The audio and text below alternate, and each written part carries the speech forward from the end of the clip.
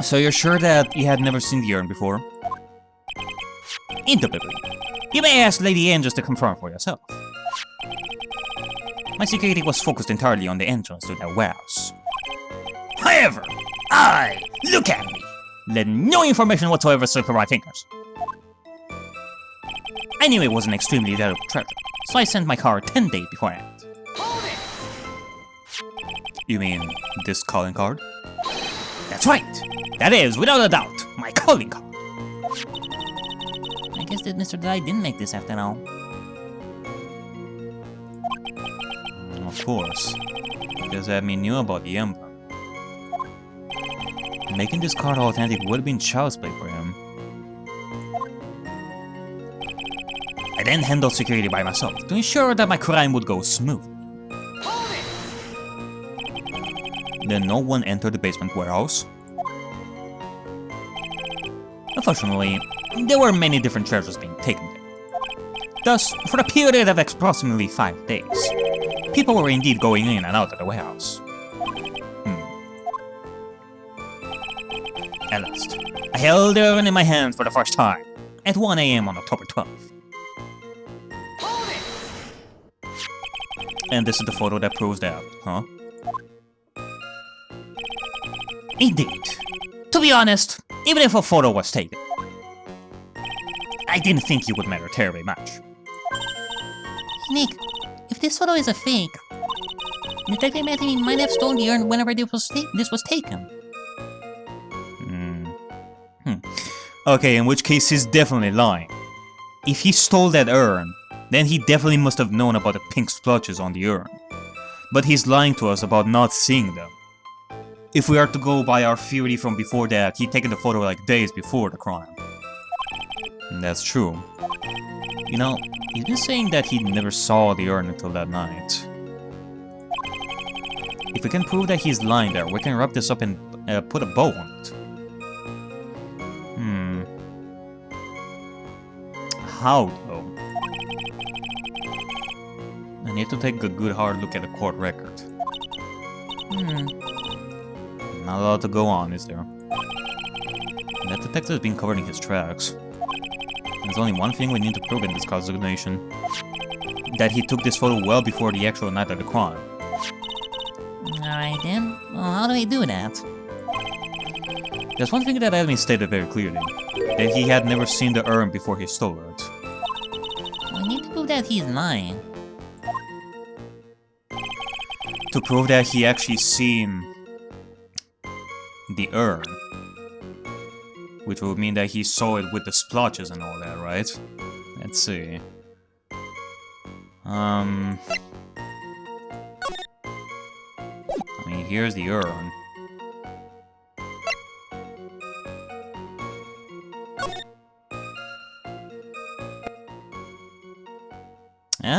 Hold on a second. Take a good care of the speckled urn, won't you? Speckled. What does speckle mean? Well, I mean... Man, I'm so good sometimes. I have to check my dictionary for what some words mean. Let's see. Speckled.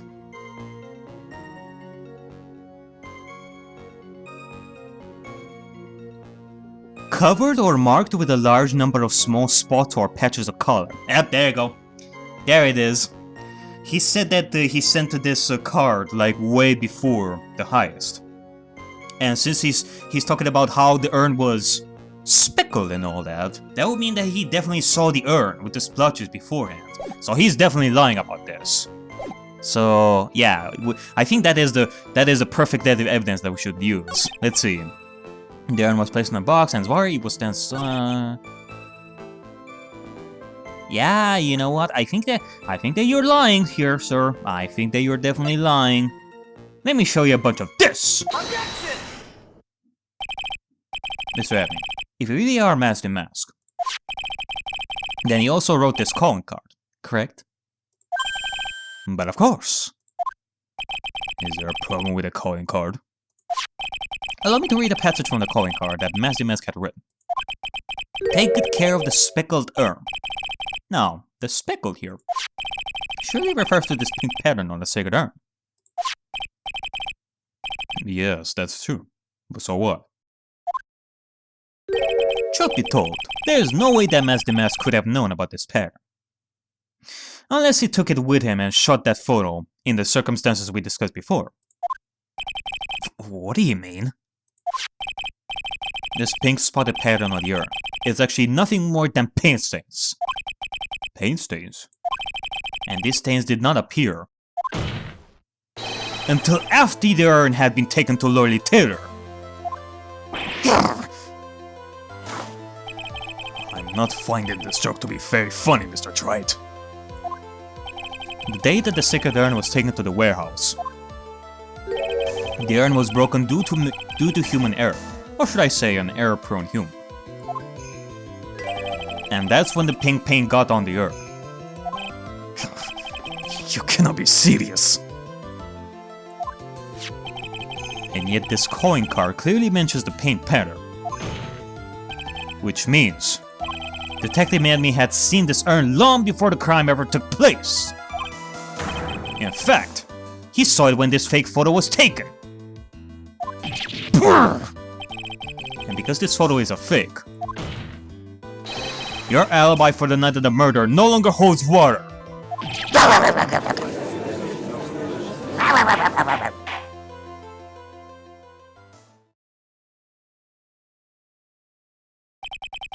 Witness, do you have anything to say for yourself? Alright, that did it. He's broken. Alright, we are so close to finishing this. I mean, we basically covered like almost everything that I theorized before the trial here. Oh, like apparently I was right about some of this stuff.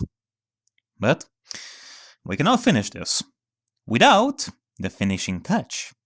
The grand magic spell that will blow everyone's minds. The biggest magic spell I've ever created. Prepare to be amazed.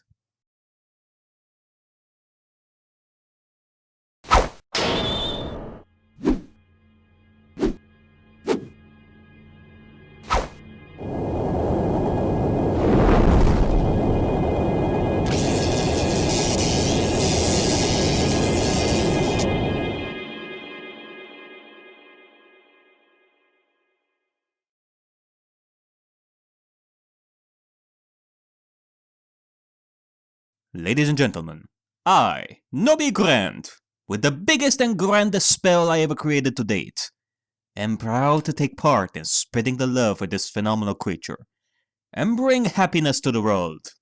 The one and only, Furret! Wonder, ay Dios mío, what the fuck? He woke. He woke! But most importantly, he woke. All hail Furret! Here to bring joy in the hearts of children and adults. Furret is the very symbol of walking forward, with no worries of his own. He is the very symbol that we all should strive for, and... Wait, where are you going, Furret? Wait, we're not done yet. The magic is eternal. I mean, I understand that you want to go places, but at least let the people in the courtroom pet you. Hey, come on! So much for the magic is eternal part. And that's the least of our worries now, cuz... Nick? I think it's still a little early for a victory pose. Huh? Ha! It's so sad. No one has any conviction these days. Conviction, you say? Yesterday, we all decided anonymously that this man was Master Mask. And now we're calling him a murderer. You don't think we're being a tad fickle? That's a good point. No way! Don't fall for that too, Your Honor! It's already too late, Nick. He is falling to the dark side of his cup of coffee. Good news though. I still have a tiny bit of MP left in me after that big magic spell, so I think I can go on like this for a little longer.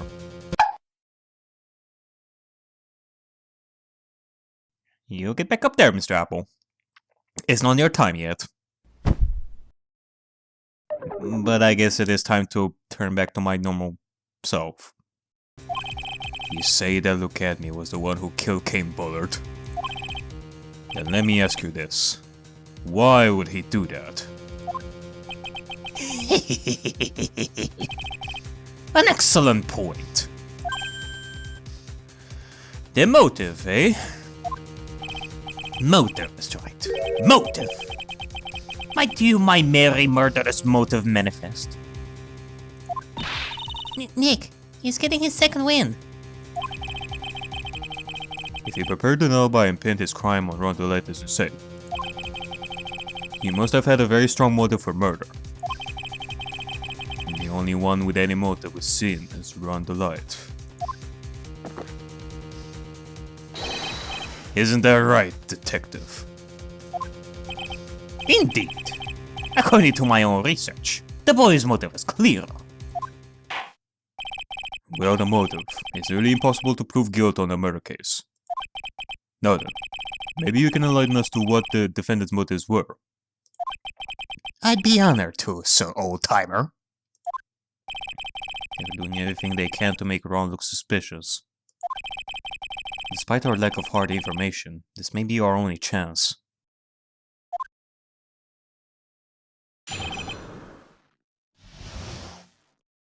Motive for murder. Look at me! Had no point of contact with the victim whatsoever. King Bullard decided to investigate Master Mask, and simply mistook who he was. It was Mr. Bullard who wrote that blackmail letter, and sent it to Ron DeLite.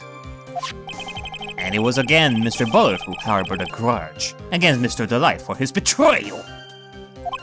Mr. Bullard's mistake is quite excusable. The defendant truly believes he is Master Mask. That is why Mr. DeLite saw it fit to kill King Bullard. Truly a tragedy. So the victim, King Bullard, blackmailed the defendant? This is the blackmail letter found in the defendant's apartment. The handwriting test confirms that Mr. Bullard was indeed the one who wrote the letter. What? Found in Ron DeLite's room, written by Bullard. Okay, so we got a confirmation there. Okay. Very well, Miss Wright. Begin your cross-examination.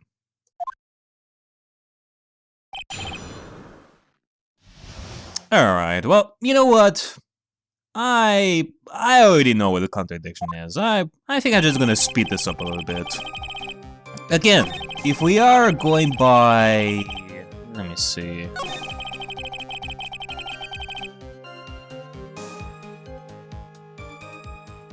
Yeah, so again, if we are going by what I discussed before, this was written to Look At Me, not Ron DeLite. And, well, the contradiction can be found, like, right inside this letter, like, right over here. So, yep. What do you have to say about that, Mr. Ace Detective? Objection! Mind if I ask you a few questions, Mr. Detective Adme? Well, if it's just a few, I guess it's alright. I mean, Christ. The cross-examination just began and you already yell objection at me.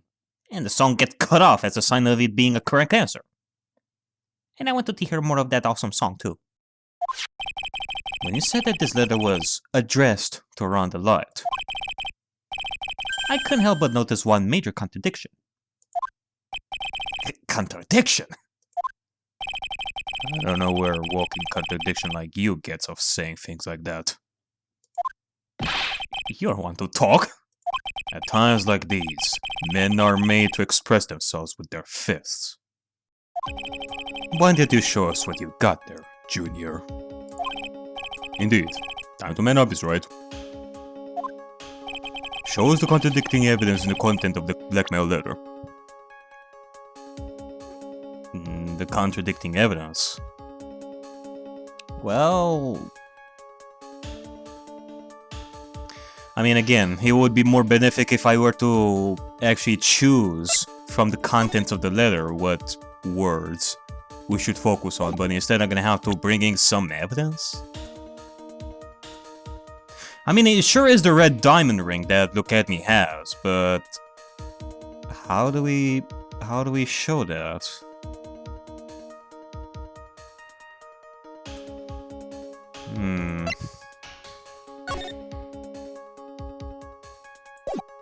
No.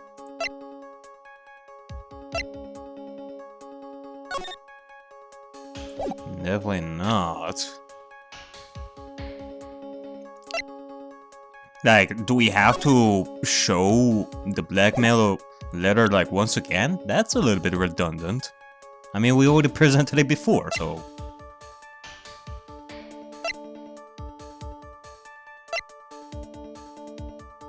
Striking a pose.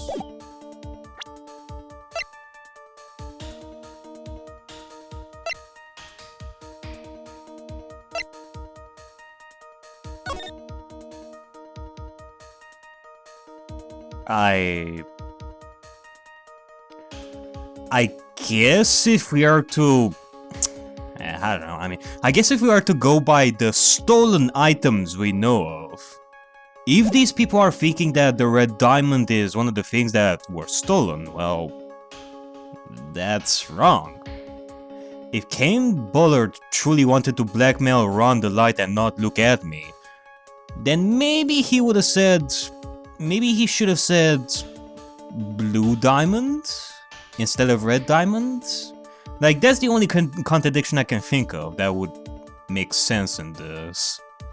Let me see about some other stuff. Or maybe I can show the list as well. That could be considered the same type of evidence to use to showcase the same contradiction. No.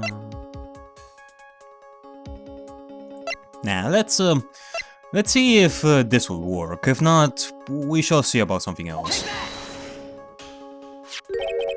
Take a good look at this newspaper clipping. It contains a picture of the tear of Emanon, the stolen Jew. What about it? The problem is this jewel's color. Indubitably. If we are thinking that Kane Bullard wanted the tear of Emanon, well, you're wrong. Because it's not red! It's motherfucking blue, yo! Color. I'm not much for discussing color myself. According to the clipping, the color of the stolen jewel was blue. However, in the blackmail letter, a totally different jewel is mentioned. I'll take that red diamond you received the other day. Red? Which means, the red diamond described in the blackmail letter is not the tear of Emma that Master Mass stole at all. Objection! And your point is, Mr. Trite, so you're trying to say that this blackmail letter was intended for someone else? That is what you're trying to say, Mr. Trite? That is what you're trying to say, right? Is it right? That is what you're trying to say, right? Hedgehog man? Well, that is what you're trying to say, right, Nick? Yes. This is who Kane Butter was actually blackmailed. It is the ace detective himself. Look at me. Take that! Take that! Naturally, it was you, Detective at me. Do you have some sort of basis for that claim? Oh, we sure have a lot of bases. We are covering a lot of bases. The bases that you, look at me, are a big, long-nosed liar. You have been personally involved in every single Masty Mass case. And in the last case, you recovered what was stolen. Coincidence? I think not. So I'm gonna kick your ass, ya fat, and receive that Jew as your reward. A Jew? Probably the one wrapped conspicuously around your finger. That red diamond ring. That is the red diamond referred to in the letter. Which means that Kane Bullard wrote that letter in order to blackmail you!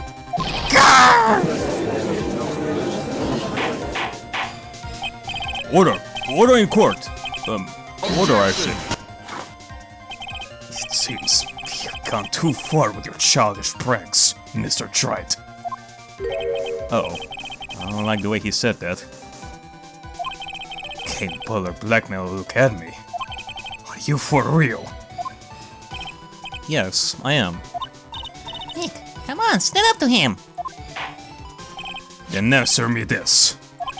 The blackmail letter contains the following passage. If you don't want your identity revealed to the world. Yes, it certainly does. Kane Bullard threatened to make Luke Acme's identity public knowledge. An identity he wanted to keep a secret. So just what was that identity? Oh, I will tell you what identity it is. It is that of a thought. Hey! Start to hurt me more when you say that, man! Me kill Kane Bullard because he was afraid of his secret becoming known. What was the identity he wanted to keep secret? Like, is anybody even listening? My feelings are being hurt here. This is what it all comes down to, Nick. The identity that Luke Acme wanted to so desperately keep secret was his identity as that of a blackmailer. Luke Acme was a blackmailer. Objection! Hey, now, isn't that a little different from what you've been saying? You said that Kane Bullard was the one blackmailing Luke Acme. Are you saying that Acme was blackmailing someone else on top of that? You have to admit, that does sound a little odd. It's not odd. It's the only thing that makes any sense. Kane Bullard was blackmailing Luke Acme. But Ron the Light was also being blackmailed by a certain someone. So, did you start receiving blackmail letters after this incident? Yes, just a few days after the Tear of Emma heist. After that, I started getting the plans in the mail. I received plans from some very kind person. Incredibly detailed plans. Detailed plans? In which case, that would mean that Ron the Light was actually Master Mask. That is what we're claiming. Someone else came up with the plans, and had Mr. Delight still his target for him. That someone was none other than Luke Acme. Alright, well, I guess this is case closed. We pretty much covered all the bases that I discussed before. Thank you for participating, Luke Acme. Shh! Silence!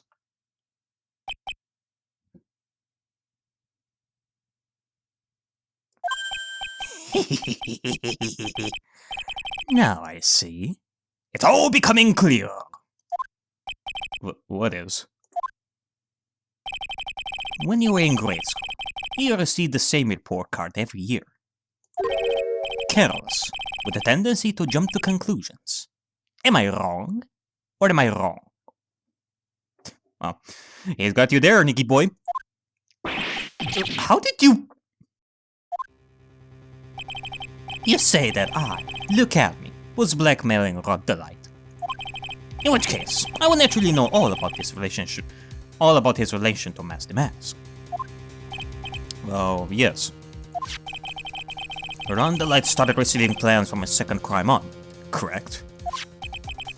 Which means, I learned of his identity when he committed the first crime. Good point. You certainly couldn't have blackmailed him otherwise.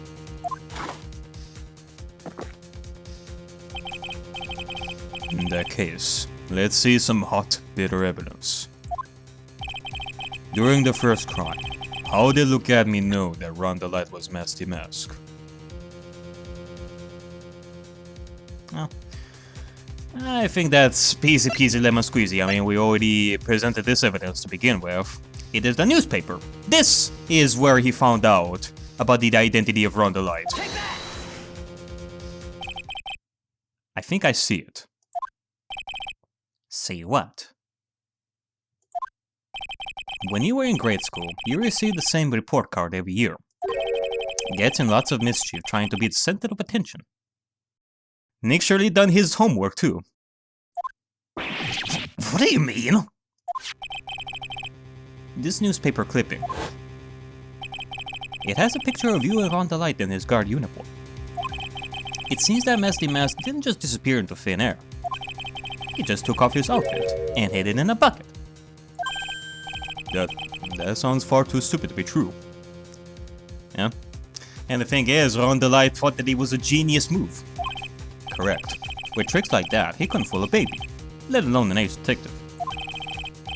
And that's when you figured it out, Mr. Admin.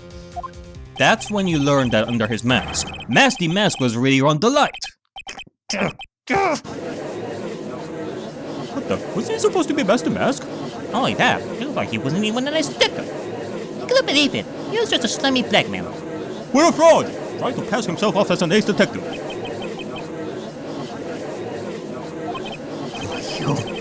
How dare you expose me like that?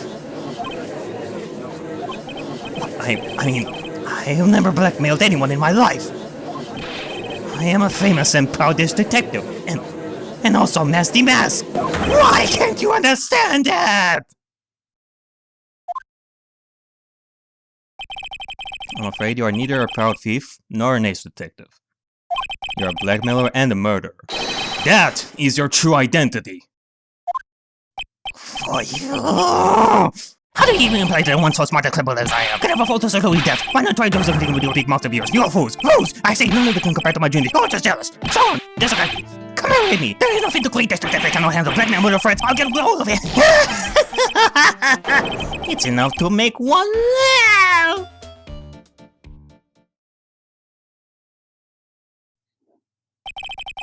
You seem we finally arrived at the real answer. That was quite a performance by Mr. Admin. Bailiff, please prepare yourself for Mr. Admin. Objection!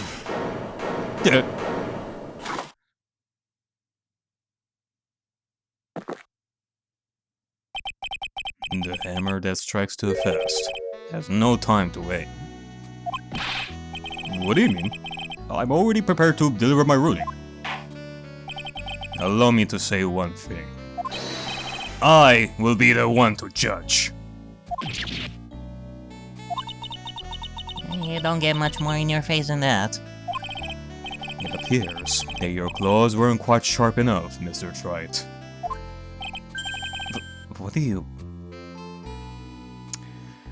Jesus Christ, man. Why is it that you are trying so damn hard here? What more proof do you want from us to confirm that Look At Me was the one that did it? It's true that you improve on a lot of things. Things like Look At Me was a filthy blackmailer. And that he wasn't at Lordly Taylor the night of the murder. That's right. That's why he's the one who killed Mr. But... there's still one thing you have yet to prove. What's that? Just because he wasn't at the warehouse doesn't mean he was at the murder scene.